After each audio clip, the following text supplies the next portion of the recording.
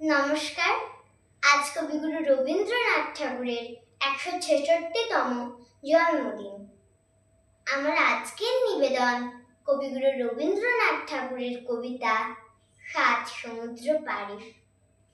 দেখছো নাকি নীল মেঘে আজ আকাশ অন্ধকার, সাত সমুদ্র তেরো নদী আজকে হব পার।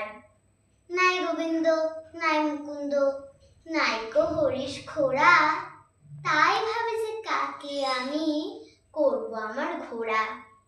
কাগজ ছিঁড়ে এনেছি এই বাবার খাতা থেকে, নৌকো দিয়ে না বানিয়ে অমনি দিস মা ছবি এঁকে।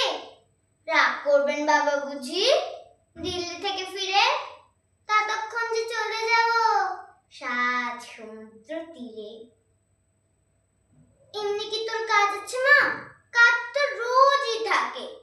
বাবার চিঠি এক্ষুনি কি দিতেই হবে ডাকে? নাই বা চিঠি ডাকে দিলে আমার কথা রাখো, আজকে না হয় বাবার চিঠি মাসি লিখুন নাকো। আমার যে দরকারি কাজ বুঝতে পারো নাকি, দেরি হলে একেবারে সব যাবে ফাঁকি। মেঘ কেটে যে রোদ উঠবে, বৃষ্টি বন্ধ হলে, সাত সমুদ্র তেরো নদী কোথায় যাবে চলে? নমস্কার।